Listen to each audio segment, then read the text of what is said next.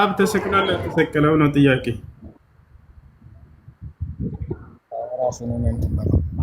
በቃ ሁስዬ ለመመለስ አልፈለገም። ስልኩን ሰተኝ ሄደ። አሽሃዱ አላህ ኢላሃ አቤት ኢላሃ ኢላላህ ኢላላህ ወአሽሃዱ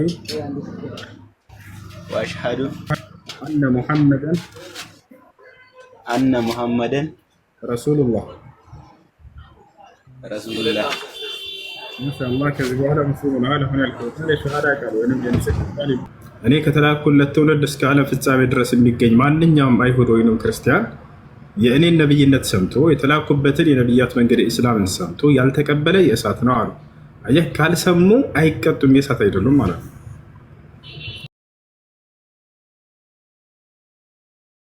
ስለዚህ ቻንስ አላቸው ማለት ነው። ብዙዎቹ ይህንን ያልሰሙ ስለሚኖሩ ያላወቁ ስለሚኖሩ የተወሰነ ያልሰማን አይቀርባቸዋል ማለት ነው። ሁለተኛ ሰው ብቻ ሰምቶ አልቀበልም ያለው ሰው ብቻ ነው። እሺ፣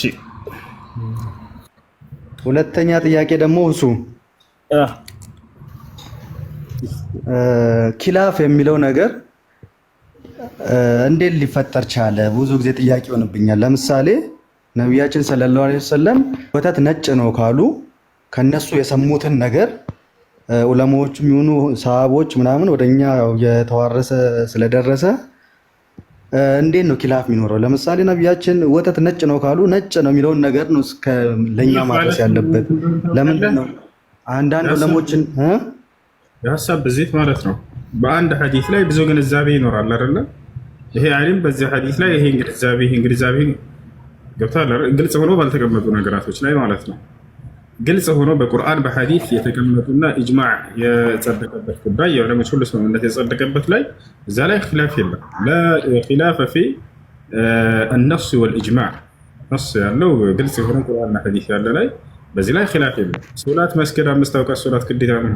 ለምሳሌ ዘካ መስጠት በዚህ ላይ ኺላፍ አለ የለም። መሰረታዊ የሆኑ ነገራቶች ላይ ምንም ኺላፍ የለም። መሰረታዊ ባልሆኑ ነገራቶች ላይ እዚያ ላይ የሐሳብ ብዜቶች ይኖራሉ። ከአንድ ሐዲስ ላይ ብዙ ግንዛቤ ሊኖር ይችላል በዑለሞች ዘንድ። ያ እንዳውም ከአላህ ስብሐነ ወተዓላ እዝነት ነው፣ ችሮታው ነው። ገብቶሃል? ያ ነው። እሺ፣ አሪፍ ነው።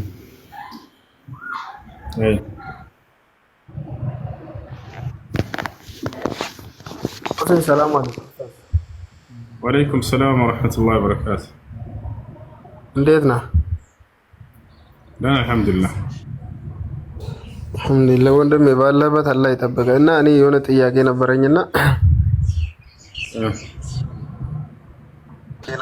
የስግደት ምዕራፍ ላይ ማለት ነው። እሺ፣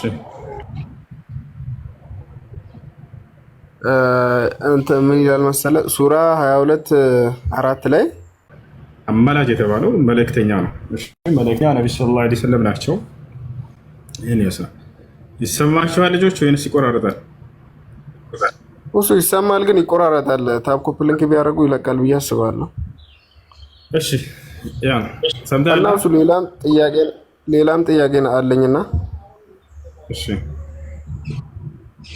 አንዴ ላውጣው። እሺ፣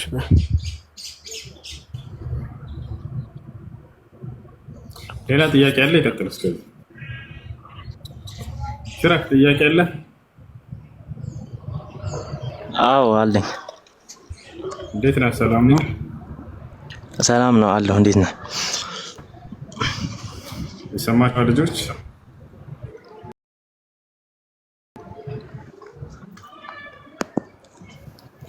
አልሐምዱሊላህ። እሺ፣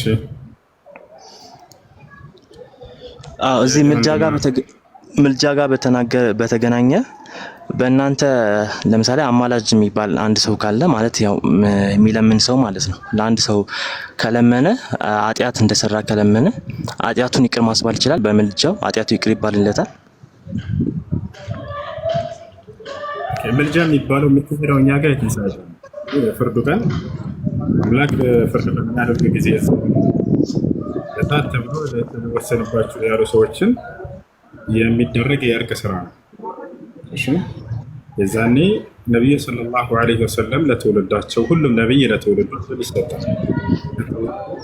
አማኝ ሆኖ ነገር ግን ኃጢአቱ በጣም የበዛበት አካል ካለ ያን ኃጢአቱን ምህረት እንዲደረግለት ከአምላክ ዘንድ ነው ይለምናል። ነው ኦኬ። ስለዚህ ኃጢአት ይቅር ይባላል ማለት ነው በምልጃ አይደል?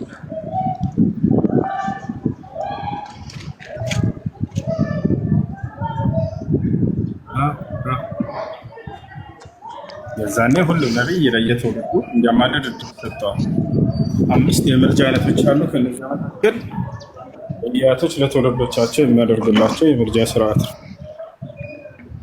እሺ እሱ ልቀጥል። እሺ አንዴ ትቀጥላለህ። ቆይ ይህንን ሲም ካርድ አንዴ ልቀይረው። እሺ በደንብ እንዲስተካከል እንዳያቋርጥ። ሱራ 21:76 ላይ ኖህንም ከዚህ በፊት ጌታውን በጠራ ጊዜ አስታውስ፣ ለእርሱም ጥሪውን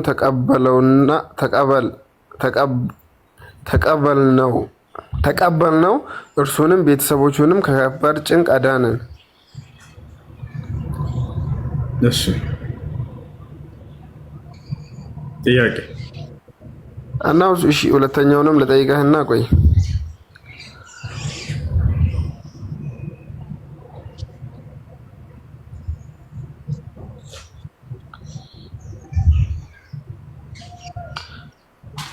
እሺ እሱ እንትን የሁድ ምዕራፍ 11:43 ላይ ልጁም ከውሃው ወደሚጠብቀኝ ተራራ እጠጋለሁ አለው። አባቱም ዛሬ ከአላህ ትእዛዝ ምንም ጠባቂ የለም እርሱ ያዘነለት ካልሆነ በቀር አለው። ማዕበሉን በመካከላቸው ጋረደ፣ ከሰጣሚዎቹም ሆነ አለ። እንደዚሁ 44 ላይ ወረደና ተባለ፣ ምድርም ሆይ ውሃሽን ዋጪ፣ ሰማይም ሆይ ዝናብሽን ያዢ። ውሃም ሰርጋ ቅጣቱንም ተፈጸመ። ጁደይ በሚባል ተራራ ላይ መርከቢቱ ተደላደለች፣ ከሃዲዎችም ሰዎች ጥፋት ተገባቸው። እሺ አሁን ጥያቄ ገብቶኛል። እዚያ ጋር ዱዓውን ተቀብዬዋለሁ ሰምቼዋለሁ ብሏል። እዚህ ጋር ደግሞ ስለ ልጁ ሲለምነው አልሰማሁም ነው ጥያቄ። የለመነው እዚያ ጋር ምንድን ነው ከተባለ ረቢ ላ ተዘር ዐለ ልአርድ ምን ልካፊሪነ ደያራ የሚለውን ነው። ጌታዬ ሆይ በምድር ላይ ምንም አይነት ከሃዲን ሳትተው አጥፋ ብሎ ለምኖት ነበር። እሱም አደምን በማዕበል ያጥለቀለቀበት ጊዜ ነው አላህ ስብሐነሁ ወተዓላ። ስለዚያ ዱዓው ነው ተቀበልኩት እያለ የሚናገረው። ወኑሐን ኢዝ ናዳ ሚን ቀብሉ ፈስተጀብና ለሁ እያለ የሚናገረው እሱን ነው። ኖህም ከዚህ በፊት ለመነኝ እኔም ልመናውን ጸሎቱን ተቀበልኩት የሚለው ይሄንን ያደረገለትም ነው እንጂ ስለ ልጁ አይደለም እያወራ ያለው። ልጁ ደግሞ ከሃዲ ነበር። ይወጣላሩ ልጁ ከሃዲ ነበር እና እያለው ወደ መርከቢቱ ውጣ እያለ ይጠይቀዋል። ልጁ ይወጣል እያናገረው ሱረቱል ሁድ ላይ ያለው ማለት ነው። وهي تجري قال بهم في موج كالجبال ونادى نوح ابنه ኖህም ልጁን ጠራው ይላል። ያ ቡነየ እርከብ መዐና አለው። ልጄ ሆይና ከእኛ ጋር በመርከቢቱ ላይ ተሳፈር አለው። ወላ ተኩን መዐል ካፊሪን ከከሃዲያኖች ጋር አትኩን አለው። ቃለ ሰአዊ ኢላ ጀበል ያዕሲሙኒ ሚነል ማእ ልጁም ምን አለ? ከውሃው ከማዕበሉ ወደሚጠብቀኝ ወደሆነው ወደ ተራራው እጠጋለሁኝ እንጂ እዚች መርከብ ላይ አልወጣም አለ። ቃለ ላ ዓሲመ ልየውመ ሚን አምሪላሂ ኢላ መን ረሒም አለው። ኑሕ ዓለይሂ ሰላም ምን አለው? በዛሬዋ ቀን አላህ ካዘነላቸው ሰዎች በስተቀር ማንም የሚጠበቅ የለም ከዚህ ቅጣት። ና ልጄ ተው ስማኝ አለው። ልክ ይህን ወሬ እያወሩ እያለ አባትና ልጅ ወሓለ በይነሁመል መውጅ በመካከላቸውም ማዕበሉ ገባ። ፈካነ ሚነል ሙግረቂን ከሰመጡትም ሆነ ይላል። ወቂለ ያ አርዱ ብለዒ ማአኪ ወያ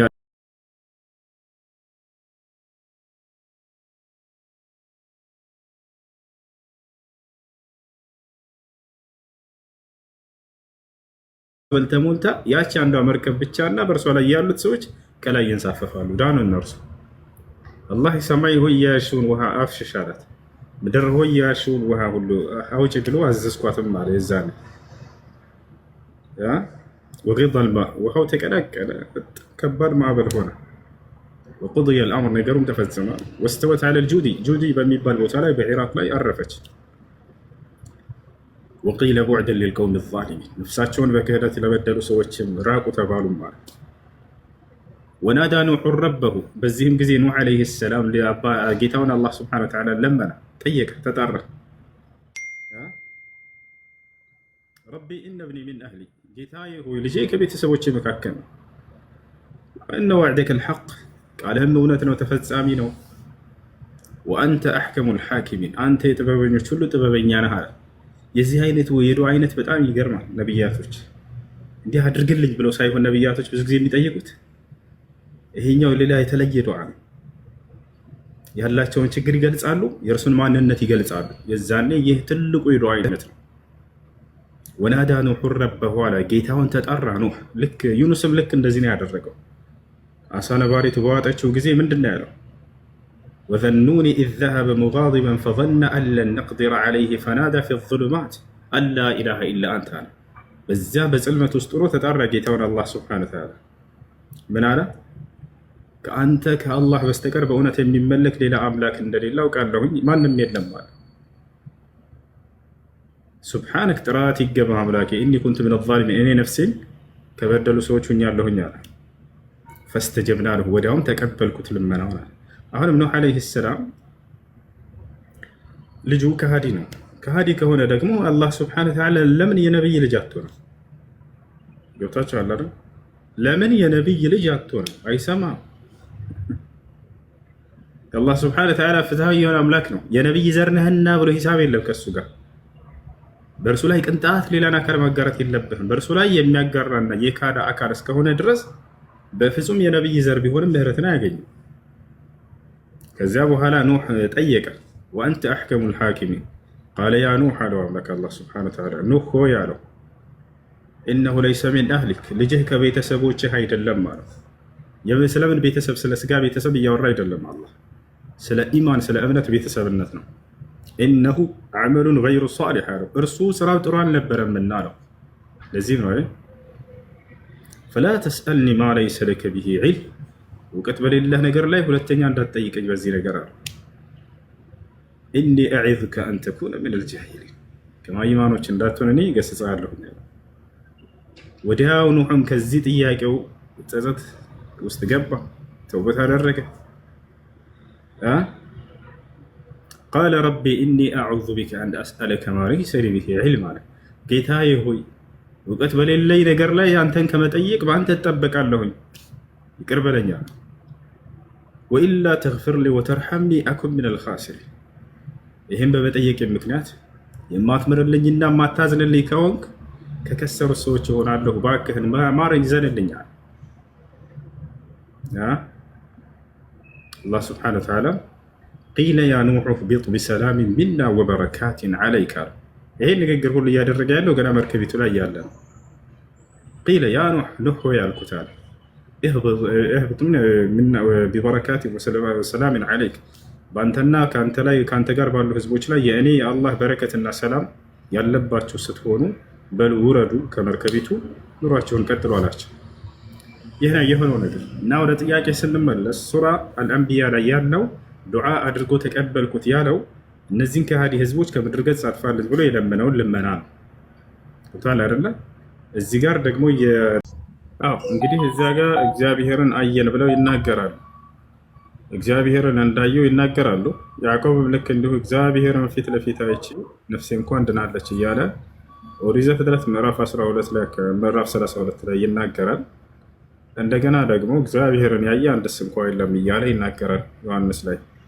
ልክ እንዲሁ ዮሐንስ ወንጌል ምዕራፍ 5 ቁጥር 37 ላይ እግዚአብሔርን ወይንም አብን ያየ አንድም እንኳን የለም ድምፁንም ከቶ አልሰማም ይመስክራል እያለ ይናገራል። እሺ ደባይ ወይ ሁሴ ሰላም አለይኩም። ወአለይኩም ሰላም። እንትና ተራቆሽ አንድ ጓደኛዬን አናግረው ሲጠይቀው። እሺ ኡስታዝ እኛ የመጀመሪያ አሉ እኮ አሉ እንዴ? ከአንዴ ከላይ ጥያቄው ምንድን ነው? ደባይ ሚውት አታድርጊው እንጂ እያናገርኩት ነው አይደል? አድሚኖች ይኸው እሱ ስለ ስላሴም ስለምንም ጠይቀው አንዴ። እሺ ክርስቲያን ነው ምን በደብል ይበል። ኧረ እዛው ከኔ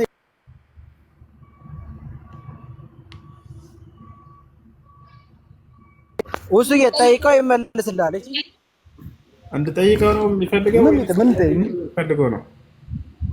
አዎ ስለ ስላሴ ስለፈለግከው ስለነሱ ጠይቀው እና ያለውን ነገር አስረዳው። እሱም በሚማራ እንትን ማለት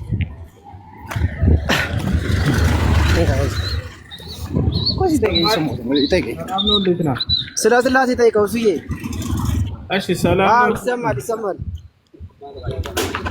ሁሉ ሱስተው አለው ይመስገነው። እንዴት ነህ? እሺ ደህና ነኝ አልሐምዱሊላህ። ወይ አንተ እስልምናን ማወቅ እኛም አለን እግዚአብሔር ይመስገን። ትጠይቃለህ ወይንስ እኛን ጠይቀህ? እስልምናን ማወቅና መረዳት ትፈልጋለህ? እኔ ሲጀመር እስልምናም ሆነ ማለት ነው የራሴን እምነት በትንሹ እንኳን አውቀዋለሁ ሲጀመርም ማለት ነው።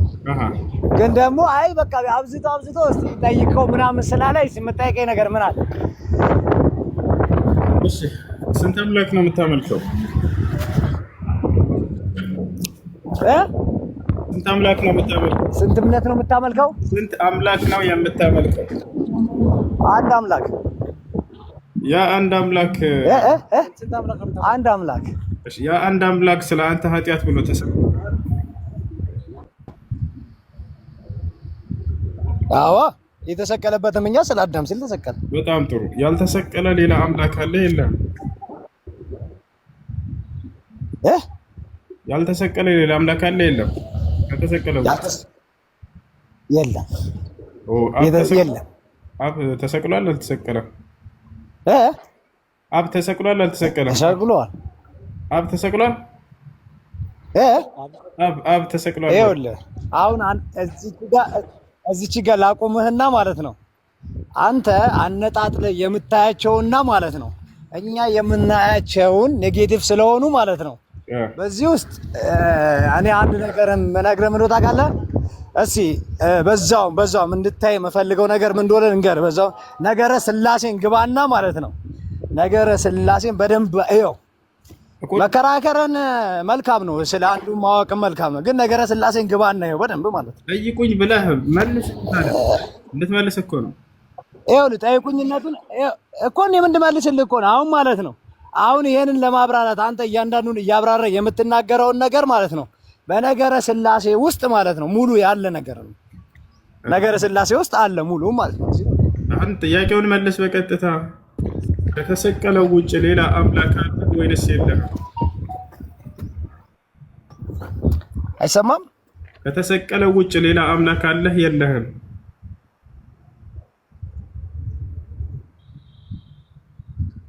የለም። አብ ተሰቅሏል አልተሰቀለም?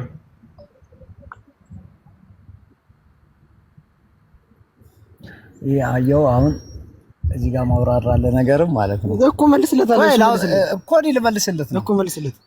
እሺ ነገረ ስላሴ ወይንም ደግሞ ነገረ ስላሴን አለ አሁን አልጠይኩም። አብ ጥያቄ ያለ ይቀጥል። እዚህ ጋር ምን እንዳለ ደግሞ ማለት ነው የሚያወራውን ማለት ነው እኮ ያስረዳዋል። እሱ አስረዳዋል። ትንሽ ጥያቄ አለን። ይሄው አስረዳው። ጥያቄሽ ምንድን ነው?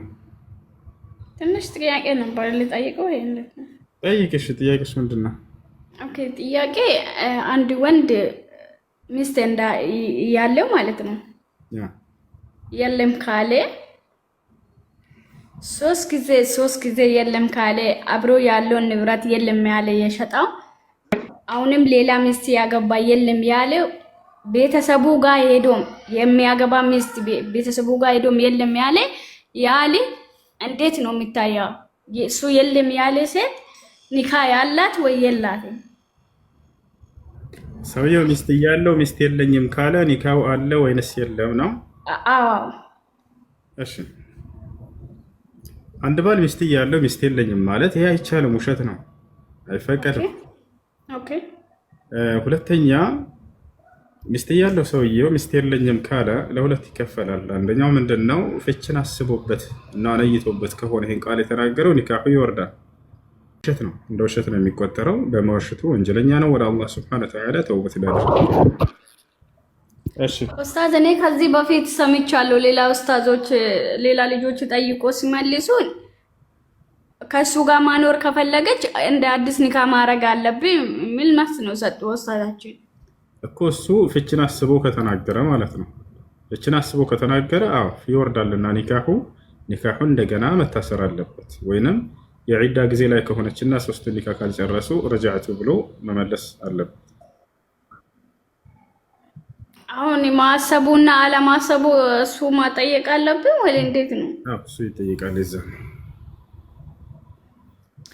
ኡስታዝ እሺ፣ አመሰግናለሁ። አይ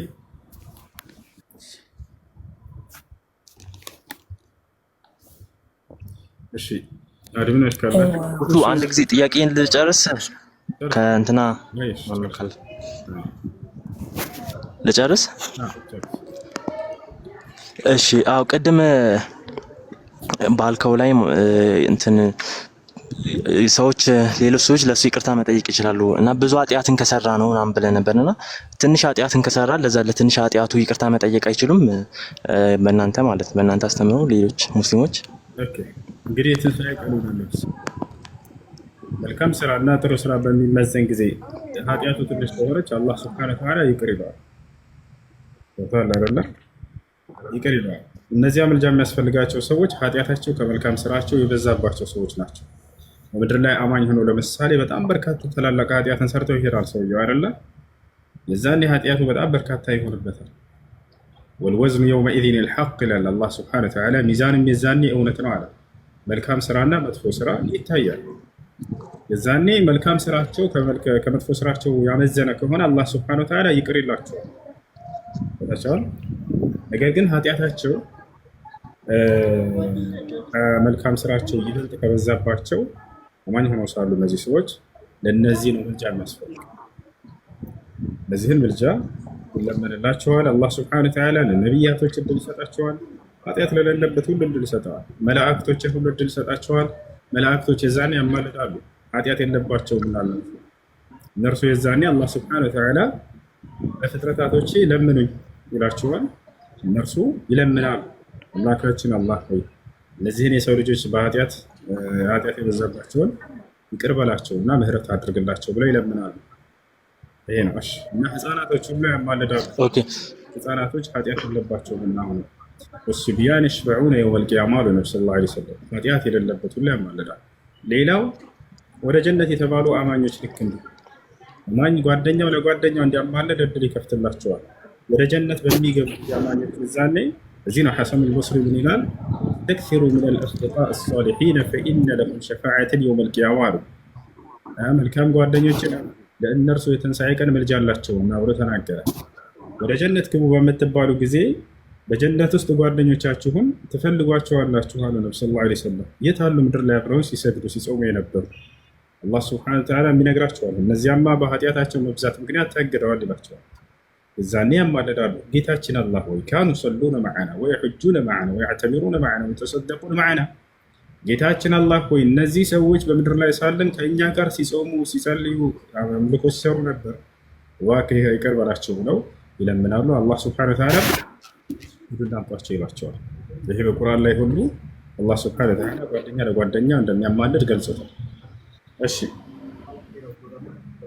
ስለዚህ ይቅርታ የሚጠየቀውና ይቅር የሚባሉት እነዚህ ሰዎች በቂያማ ቀንና በጀነት ውስጥ ሆኖ ነው ይቅርታ የሚጠይቁት እንጂ በምድር ላይ ግን ያው መልካም ስራቸው ከክፉ ስራቸው ይብለጥ አይነስ የሚለውን አያውቁምም እና ይቅርታ ይጠይቃሉ ማለት ነው። እንዴት በምድር ላይ ስላለው ደግሞ አንድ ሰው ለምሳሌ የዛኔ ስለ ፍርድ ነው እያወራን ያለ ነው። እሺ የፍርዱ ቀን በቃ ሲቀርሱ ምልጃ የሚባለው የዛኔ ከፍርዱ ቀን ጋር የተያያዘ ነው። እዚህ ጋር ለኃጢአት ምህረት እንዲያደርግለት አንድን ሰው እኔ ስለ ራሴን ማረኝ ብዬ አምላክን መለመን እንደምችል በቁርአን ላይ አስቀምጦልኛል። ያለማንም መካከለኛ አላህ በቁርአን ላይ ሲናገር ምን አለ? ወቃለ ረቡኩም udዑኒ አስተጅብ ለኩም፣ እኔ ጌታችሁ አላህ እንዲህ ብያችኋለሁ ለምኑኝ እምርላችኋለሁ። وقال النبي صلى الله عليه وسلم ينزل ربنا إلى سماء الدنيا حين يبقى ثلث الليل الأخير فيقول መን የስተግፊሩኒ ፈግፊሩ ለሁ ጌታቸው አላህ ማነው ምህረት የሚማጸነኝ እምርለታለሁኝም ብሏል። ምህረትን ለምኑት ብሎ ተናግሯል። በቁርአን ላይ በጣም በርካታ ቦታ ላይ አላህ ሱብሓነሁ ወተዓላ ምህረትን ተማጸነኝ እለምንላቸዋለሁ እያለ ይናገራል። ወኢዛ ሰአለከ ዒባዲ ዐኒ ፈኢኒ ቀሪብ ኡጂቡ ደዕወተ ዳዒ ኢዛ ደዓና። ሙሐመድ ወይ ባሪያዎች ስለ እኔ ከጠየቁህ እኔ ቅርብ መሆኔን ንገራቸው፣ ማንኛውም ተጣሪ በሚጠራኝ ጊዜ እመልስለታለሁ እሰማለሁኝም ማለት ነው። እና ስለዚህ አንድ ሰው የመጀመሪያው ለራሱ ምህረትን መማፀን ይችላል፣ ይማርለታል። ነቢያቶችም ይሄን አስተምረዋል። ኑህ ዓለይሂ ሰላም ለህዝቦቹ ምን አለ? ፈቁልቱ እስተግፊሩ ረበኩም ኢነሁ ካነ ገፋራ። ህዝቦቼ ሆይ ጌታችሁን አላህን ምህረትን ተማጸኑት ስለ ኃጢአታችሁ፣ እርሱ መሐሪ የሆነ አምላክ ነውና ይምርላችኋልም አልኳቸው ይላል።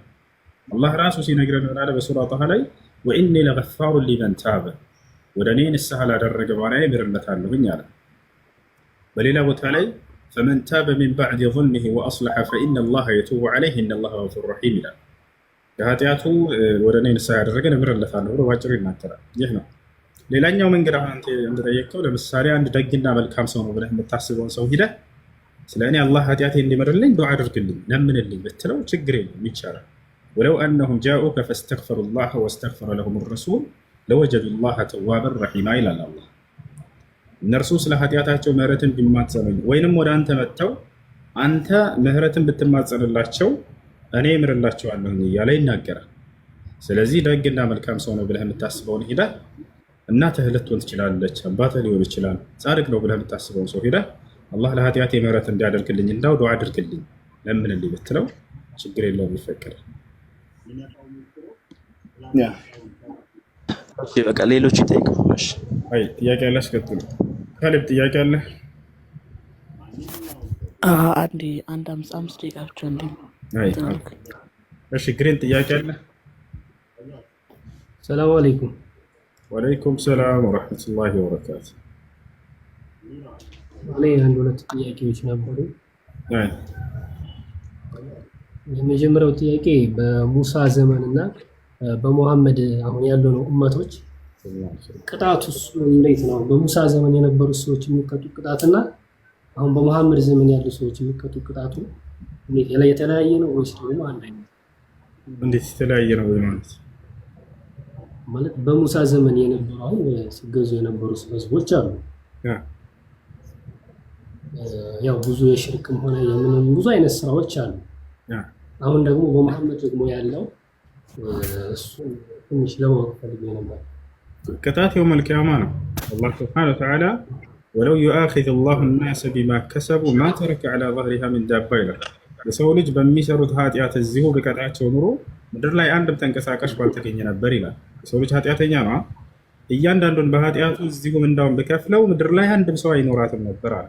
ወላኪን ዩአኺሩሁም ኢላ አጀሊን ሙሰማ፣ ነገር ግን እስከተወሰነው ጊዜ ድረስ ሁሉንም አዘጋያቸዋለሁ ብሎ ተናግሯል። ጀሃነም ይጠብቃቸዋል ሁላቸውም ማለት ነው። ያ ነው ያለው። በምድር ላይ ሰዎችን ከኃጢአታቸው ነገ የትንሣኤ ቀን ያለውን ኃጢአት ሊቀንስላቸው በዚሁ በምድር ላይ ፈተናን ይፈተናሉ፣ ቅጣት ይመጣባቸዋል። ቦታች አላረ ያ ነው ወማ አሳበኩም ሚን ሙሲበቲን ፈቢማ ከሰበት አይዲኩም የሚለው ለዚህ ነው። ምንም አይነት አደጋና መከራ አይደርስባቸውም ራሳቸው በሰራችሁት ኃጢአት ምክንያት ቢሆን እንጂ እያለ ይናገራል።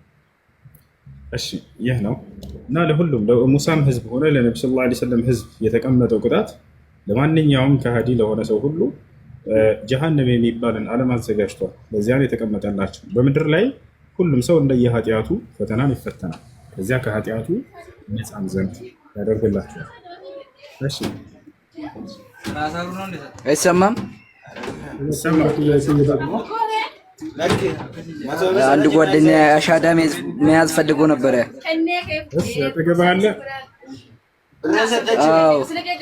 እሺ አናግረኝ፣ ስልኩን ስጠው።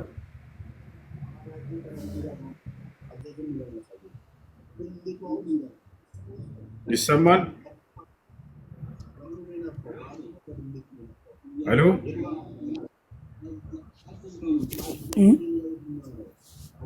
እሺ እና ስራት አሰላሙ አለይኩም ወራህመቱላሂ ወበረካቱ። ወአለይኩም ሰላም ወራህመቱላሂ ወበረካቱ።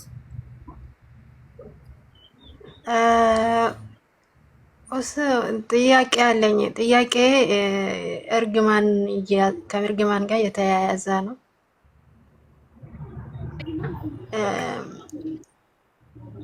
የአንድ የማገባ ፍቅረኛ ነበረኝ እና እሱ ሊወተኝ ተነሳው ያናግሬ ልጅ። እሺ ሀምዛ አለ አለው። እሺ ልጁ አለ። ዛው ሰጥቼዋለሁ። እሺ ሰላም፣ እንዴት ነህ? አለ እንዴት ነው? አለን። እሺ እስልምናን መቀበል ፈልገህ ነው?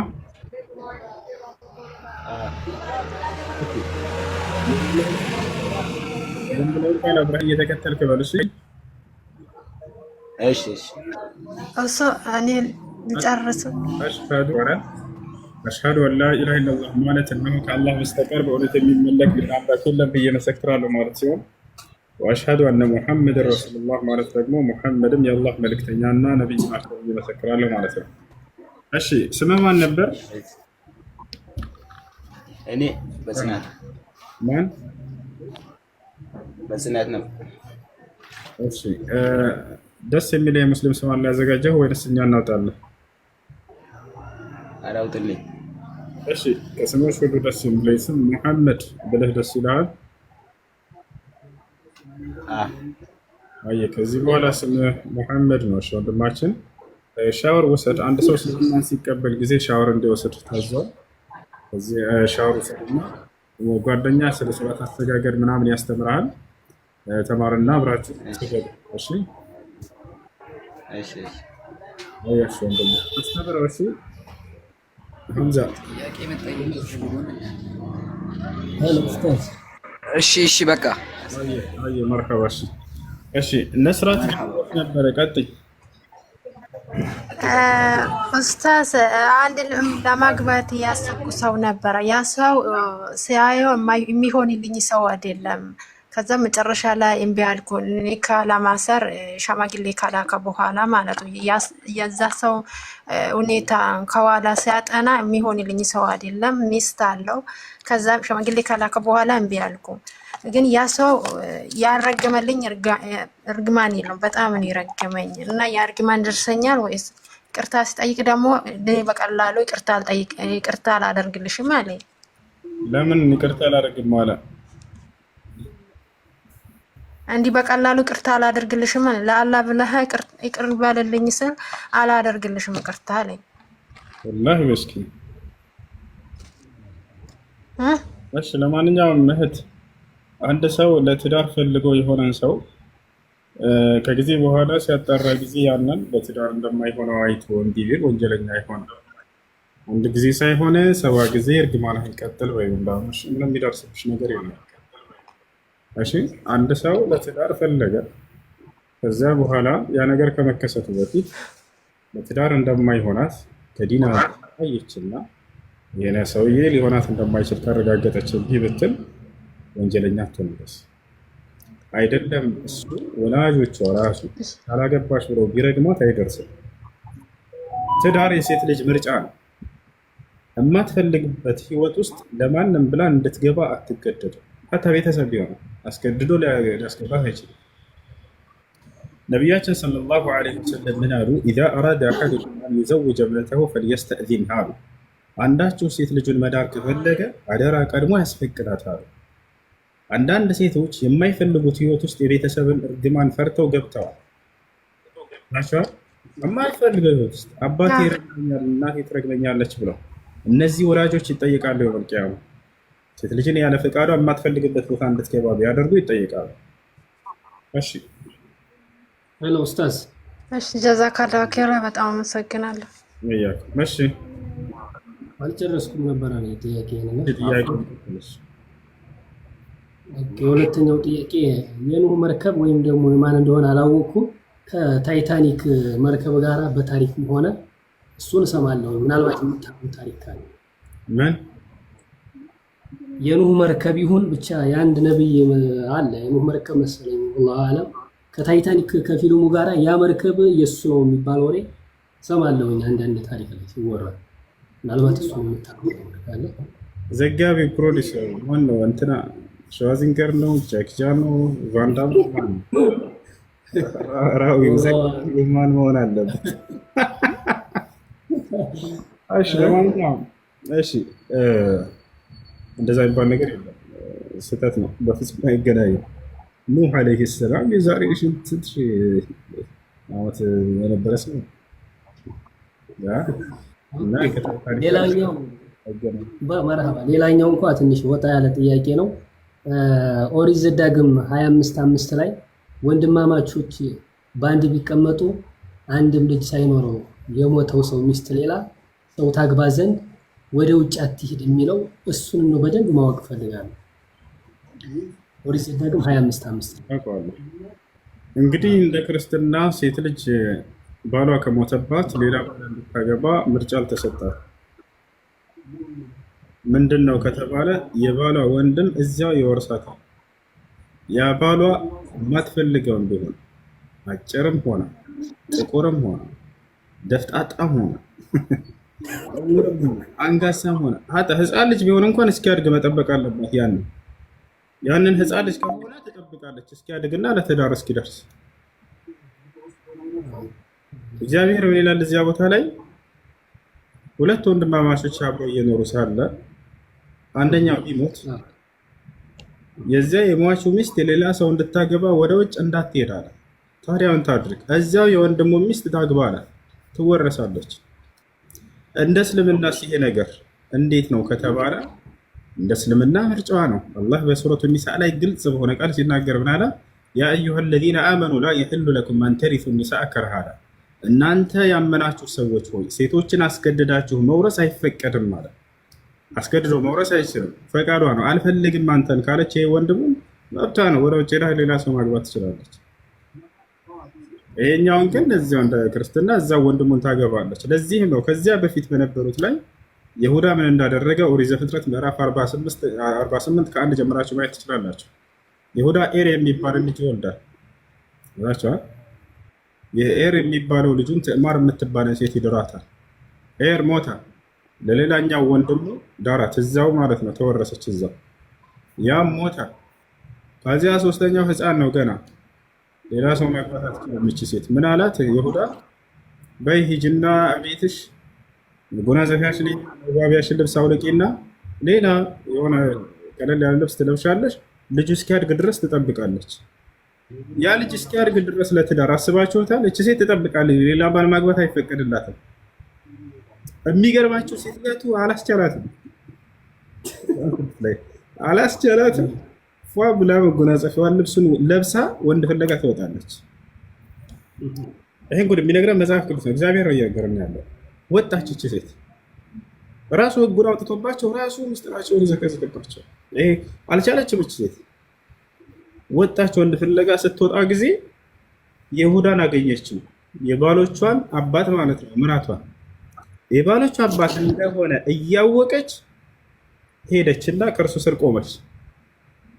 እሱም ወደ እሷ ጠጋ አለ። እሱም ሴት ፈልጎ ነው የመጣው። ወደ እሷ ጠጋ አለና ይላል እግዚአብሔር፣ ወደ አንቺ እንድገባ ትፈቅጂልኛለሽ? ምንስ ታስከፍልኛለሽ አላት። ምን ትሰጠኛለህ አንተ አለችው። ከፍየሎቼ አንድ ጠቦት ፍየል እልክልሻለሁኝ እሰጥሻለሁኝ አላት። እሺ ግን ቀብድ መጀመሪያ መያዣ ትሰጠኛለህ ወይ አለችው። ምን ልስጥሽ አላት። በእጅህ ላይ ያለበስከውን አምባር፣ ብትርህን፣ ቀለበትህን ምናምን እንዳለ ብላ አስወላለቀችው። እሺ እሰጣለሁኝ አላት። አሜን ነው። ተቀበለችው። ያንን ወደ እርሷም ገባ። ተገናኛትና እቃውን ይዛ ሄደች። ይህን ፍየልን ስታመጣ ይህን እሰጥሃለሁ ብላ ጥላው ሄደች። ተመለሰና ይሁዳ አንድ ሰራተኛዋን ከአካባቢው ጠራና አንድ ፍየል ሰጠው። በለንካ ይህን ፍየል ይዘህ ሂደህ እዚህ አካባቢ ሂድና አንዲት ጋለሞታ ሴት በዚህ ታውቃላችሁ ብለህ ፈልገህ እሷንም ወይ ካገኘሃት ፍየሉን ስጣትና አምባሬንና ብትሬን ምናምን ተቀበልልኝ አለው። እሺ ብሎ ይሄ ሰውዬ ፍየሏን እየጎተተ ሄደና በዚያ አካባቢ በነገረበት አካባቢ ሄደ። ሲፈልግ አጣት። ቀጣሃት የሰፈሩን ሰዎች ጠይቅ ብሎታል። የሰፈሩን ሰዎች ጠይቃቸው፣ በዚህ አካባቢ የአንዲት ጋለሞታ ሴት ታውቃላችሁ ሲላቸው፣ ወይድና ጋለሞታ ሴት እዛ እናውቅ የለችም እዛ ነው። ፍየሉን እየጎተተ ወስዶ ይሄ ሰውዬ ለይሁዳ ሰጠው። እኔ አጣኋት ፈልጌ አካባቢዋንም ሰዎች ስጠይቅ እኛ እናውቅም ጋለሞታ ሴት አሉኝ። እንካ በቃ ይሁዳ በቃ አምጣው ትብላው ብሬና በቃ ይሁዳ ትብላው ብሬና እዛው ይዛ ሴትዮዋ ቀረች። እሱም ፍየሉን ያዘ። ከጊዜ በኋላ ይሁዳ ዜና መጣለት አለ እግዚአብሔር። ምን የሚል ዜና? ምራትህ በግልሙትና በዝሙት አረገዘች ተብሎ ወሬ መጣለት። ይሁዳ ከእርሱ እንዳረገዘች አያውቅም። ሲገናኛት ፊቷን እንኳን አላየም ይመስለኛል። ዛቻን እሷ ግን ታውቀዋለች ማን እንደሆነ፣ ቅድም ታሪኩ እንደነገርኳቸው። ከዚያ በኋላ ሚስትህ አርግዛለች በግልሙትና ሲባል ያው ህጉ የካህን ልጅ ምንዝርና ካደረገች እንደ ክርስትና ተቃጥላ ትገደል ነው የሚለው። ተቃጥላ ትገደላለች ከነ ህይወቷ። ይሁዳ ምን አዘዘ? በእሳት አውጥታችሁ አቃጥሏት አለ። አቃጥሏት እንግዳውንስ አለ። እሺ አለች ብልጢት። አሁን ራሷ ልታድር ነው። ትዕማር ምን አደረገች? እሺ ይሁዳን እሺ ትቃጠላለች በሉት፣ ነገር ግን ከማቃጠላችሁ በፊት እኔን ይሄን አምባርና ይሄን ብትር ይሄን ቀለበት ይሁዳ ስጡትና ምን በሉት? ባለዚህ አምባርና ባለዚህ ብትር ነው ከኔ ጋር ዝልሙት የሰራውና ያስረገዘኝ ብላችሁ ንገሩት ለይሁዳ አለች። እሺ ብለው ተቀብለው አምባሩን ብትሩን ወስደው ለይሁዳ ልናቃጥላት ስንል ምራትህም ባለዚህ አምባርና ባለዚህ ብትር የተገናኘኝ ብላ ሰጠችልን ካሉት የኔው ጉድ ነው አለ ይሁዳ። አሁን ህጉን ሊሽረው ነው። ምን አለ? በቃ እንዳታቃጥሏት እንግዳው ምሳሌ እንዳታቃጥሏት አለ። ብልጥ ራሷን አዳነች። ከዚያ በኋላ እንዳታቃጥሏት አለ። መንታ ልጅ ነው ያስወለዳት አባ መንታ ልጆች። ከዚያ በኋላ ማቴዎስ ወንጌል በጣም ያሳዝነው እነዚህ ሁሉ የኢየሱስ ክርስቶስ ቅድመ አያቶች እንደሆኑ ማቴዎስ ወንጌል ቁጥር 1 ላይ አስቀምጦታል። ማቴዎስ ወንጌል ምን ይላል? አብርሃም ያዕቆብን ወለደ። ማን ነው? ይስሐቅን ወለደ። ይስሐቅ ያዕቆብን ወለደ። ያዕቆብ ይሁዳን ወለደ። ይሁዳም ከትዕማር ፋሬስንና ዛራን ወለደ አለ። ይቺ ትዕማር ከይሁዳ ፋሬስና ዛራ የሚባሉ ልጆችን ወለደች ተብሎ ቀደም የነገርኳቸው ታሪክ ላይ ተቀምጧል። የክርስቶስ ቅድመ አያቶች ናቸው እነዚህ ብሎ ማቴዎስ አስቀምጦታል። ወረበል ከዕባ ኢየሱስ ክርስቶስ መሆኑ ነቢያቶች በዘራቸው እንዲህ አይነት ግልሙትና ያለበት ሰው የለባቸውም። አላህ ሱብሓነሁ ወተዓላ ጠብቋቸዋል። እና ይሄ ታሪክ አለ እዚያ ላይ። ይህ ሁሉ በዚህ የመጣባት እቺ ሴት በምን ምክንያት ነው? እንግዲህ ምርጫ ያላትም ሌላ ሰው እንዳታገባ ገብቷቸዋል አይደለ? አንዲት ሴት ባሏ ከሞተባት እንደ ክርስትና ሌላ ሰው ልታገባ ወደ ውጭ መውጣት አትችልም። ያንኑ ሰው እዛ ታገባታለች። ያ ህፃን ከሆነስ እስኪያድግ ትጠብቃለች። በዚህ ላይ ስንቤት አለች ሴት አላስቻላትም፣ ወጣች። ይሄ ሁሉ ነገር መጣባት ገብቷቸዋል አይደለ? ይሄ ነው። ስለዚህ ይሄ አሁን ብሉይ ኪዳንና አዲስ ኪዳን የሚሉት አለ። ያው ጥያቄው ለምን እንደሆነ ያው በደንብ የኔ አጠያየቅ ገብቷል። እሺ ይሄ በብሉይ ኪዳን ህግ ነው እንጂ በአዲስ ኪዳን የለም ይላሉ። የለም የሚል አሳዩ ብላችሁ ይህ ጋብቻ አይነት ተቀይሯል። ስለዚህ ይቻላል፣ የተፈቀደ ነው፣ በእነሱ የተፈቀደ ነው። መጽሐፍ ቅዱስ የተናገረ ኦኬ። ሌላ የመጨረሻ ጥያቄ ሶፋና መርዋ ላይ ሀጂ ወይም ደግሞ ዑምራ ሲደረግ በሱምሶማ ወይም ደግሞ ይሮጣሉ። የእሱን ዋና ሚስጥሩን ማወቅ ፈልጌ ነበር። ዋና ሚስጥሩን ወይ ከረሱል የታዘዘ ነገር ካለ ይሄ ደግሞ እንግዲህ መካ ላይ የሚሰሩ ተግባራቶች ዝም ብለው በከንቱ አይደለም። ሁላቸውም ከበስተጀርባቸው ትልቅ ሚስጥር አላቸው። ነቢያቶችና የነቢያት ትውልዶች የሰሯቸው ተግባራቶች ናቸው። ታሪኩ ወዲህ ነው። አባታችን ኢብራሂም ዓለይሂ ሰላም፣ አባታችን ያልኩት አላህ በቁርአን ላይ አባታችሁ ብሎ ስለጠራልን ነው። ሚለተ አቢኩም ኢብራሂም ይላል። ይህ እስልምና ሃይማኖት የአባታችሁ የአብርሃም ሃይማኖት ነው ብሎ ቃል በቃል ይገልጸዋል። ነቢዩ ሙሐመድ ሰለላሁ ዓለይሂ ወሰለም አባታችን አብርሃም እያሉ ኢብራሂም እያሉ ይጠሩታል። ልጅን በወለዱ ጊዜ ነቢ ሰለላሁ ዓለይሂ ወሰለም ኢነላሃ ቀድ ረዘቀኒ ፊ ሃዚሂ ሌይላ ቢወለድን ወሰመይቱሁ ቢስመ አቢ ኢብራሂም አሉ። እነሆ በዛሬዋ ሌሊት አላህ ወንድ ልጅን ለግሶኛል፣ የልጄንም ስም በአባቴ በአብርሃም ስም ኢብራሂም ብዬ ሰይሜዋለሁኝ አሉ።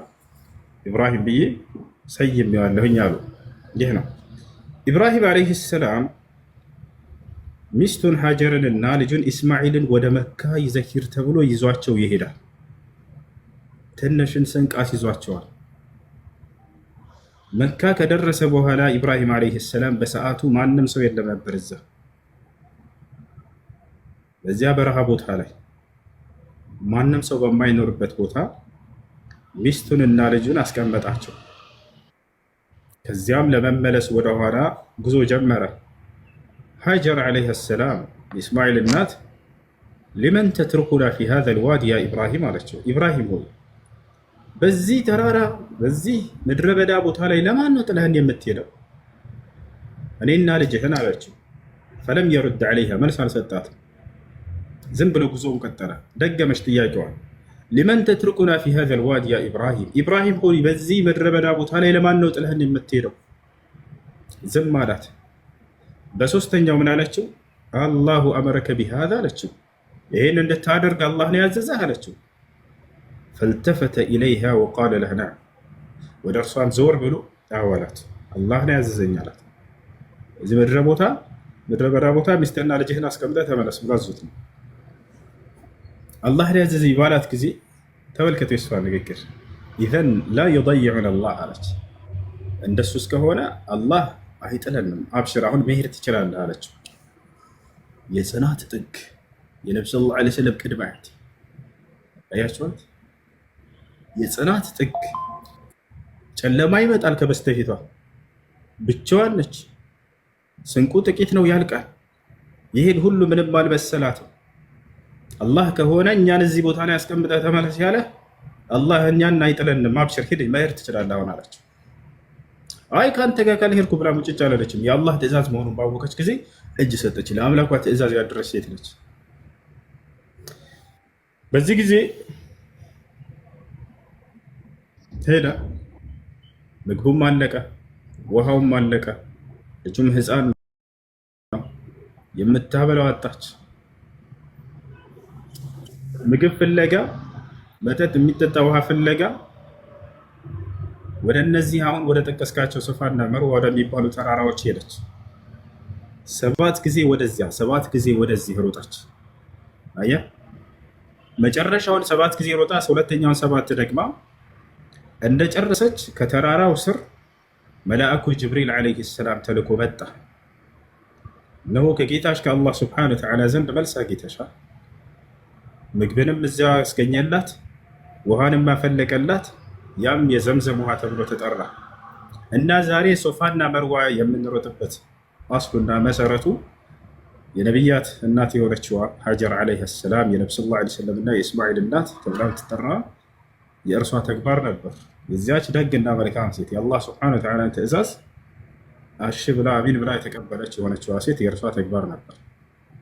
ድንጋይ የምንወረወረበትም 7 ጊዜ ኢብራሂም ዓለይሂ ሰላም ልጁን እስማኤልን ሰዋ እረድ ተብሎ በመካ ተራራ ላይ እየወሰደ ባለበት ጊዜ ሰይጣን ተገለጠለት። ኢብራሂም ሆይ አንድ ልጅህን ታርዳለህ የአምላክ ትእዛዝ ነው በሚል ስም እያለ የአምላክ የአላህ ሱብሓነሁ ወተዓላ ትእዛዝ እንዳይፈጽም ወደኋላ ሊያሸሸው ፈለገ። ኢብራሂምም ድንጋይ እያነሳ 7 ጊዜ ወረወረበት። በዚያቸው ቦታ ላይ ዛሬ ሙስሊሞች 7 ጊዜ ድንጋይ የሚወረውሩበት ሚስጥር እርሱ ነው እና ይሄን ይመስላል። ሌላ ጥያቄ አለ? ማሻአላህ ጠወለ ላሁ ዑምረክ አዘ ላሁ መቃመክ አክረመ ላሁ ጀሚዓን ኡስታዝ። አሚን አሚን። ሹክራን። አፍወን አፍወን። እሺ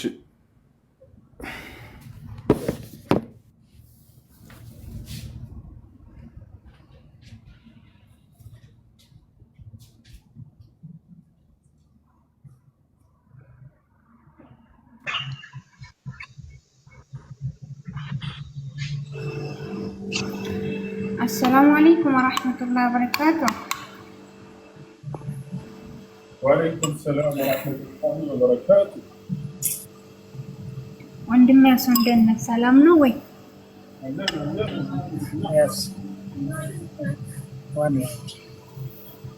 ድምፅ ከሩቅ ሆነ ግን የኔ ነው ወይ እሱ ነው?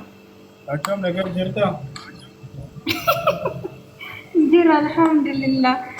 ታው ከጀመርክ በኋላ መቆረጥ የለም። ለጋቴታ በኋላ መቆረጥ የለም። ኦሮምኛ ከጀመርክ ኡመተ ቀሽቲ አፋን ኦሮሞ ሲጀላ ማሻአላ በሬዱዳ ኦሮሞ ፈለሲ በርሲሳ ጅሩ ማሻአላ በረዶ አፋን ባር ጋሪዳ።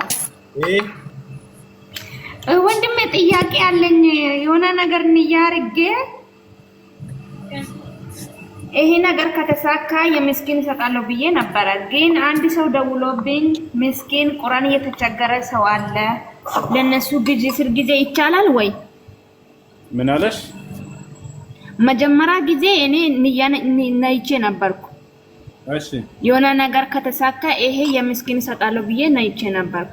ከዛ አሁን ትላንት ወደ እንደዛ ሰው ጋር አውርቼ እንደዚህ ሰዎቹ እየተቸገሩ ነው ቁርአን መግዛቱ ምናምን ሲሉ ጊዜ ገዛለሁ ብዬ አወራን። ግን ሰዎቹ አይቻልም መጀመሪያ የሚጨስተው ስጪ ነው አሉ። እንዴት ነው የሚያደርገው? አሁን መጀመሪያ ምን አሉኝ ነው ያልሽው? መጀመሪያ ግን ይሄ ሰው ሰጣለሁ ይሄ ሰው ሰጣለሁ ብዬ አልነያትኩም። የሆነ ነገር ይሄ ነገር ከተሳካን እኔ ለምስኪን የሆነ ነገር አደረጋለሁ ብዬ ነው እናየኩት። በቃ እንደሱ ብለሽ አሁን ደግሞ ለሆነ ሰው መስጠት ፈለግሽ አይደል? ለምስኪን ይቻላል። እሺ ይሄ መጠየቅ ፈልጌ ነው። ችግር የለውም። እሺ በቃ አመሰግናለሁ። እሺ ሁሱ አሁን ተመስገን ልጠይቅ ከጨረስ እሺ ጠይቅ። መጀመሪያ እንትን ላይ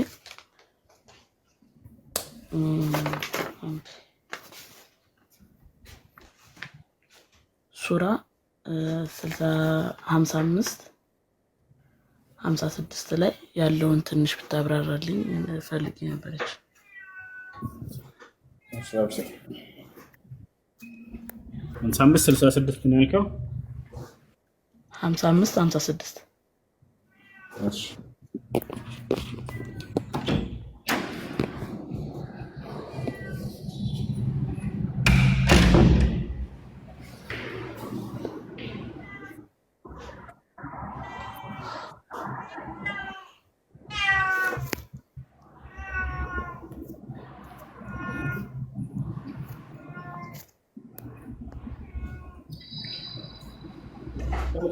فيهن قاصرات الطرف لم يطمثهن إنس قبلهم ولا جان له በውስጣቸው ይላል በጀነት ውስጥ ማለት ነው።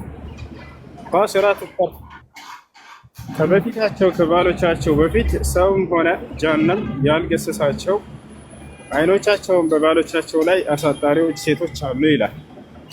ያ ማለት በገነት ውስጥ የሚገኙ ሴቶችን ባህሪ እየገለጸ ነው። ቃሲራት الطرف ማለት አይናቸውን ያሳጠሩ ማለት ከባላቸው ውጭ በአይናቸው ማንንም ያላዩ የሆኑ ንጹህ የሆኑ ሴቶች ለማለት ነው። ሰውን ጃንም ያልገሰሳቸው የሚለው ምን ለማለት ነው? ምንም ማንም አካል ግንኙነት ያላደረጋቸው ንጹህ ሴቶች ማለት ነው። እሺ ጃንም ታዲያ ከሰው ጋር ግንኙነት ማድረግ ይችላል? እንደሱ አይደለም እያለ ያለው ማንም አለመድረሱን እየገለጸ ነው። በዚህ ቦታ ላይ ማንም እንዳይመጣ ሰውም ሆነ እንስሳት ብል እነዚያ የግዴታ እንስሳቶች እዚያ ቦታ ላይ ይገኛሉ። እንደሱ አይደለም ምንም አይነት አካል ያልተገናኛቸው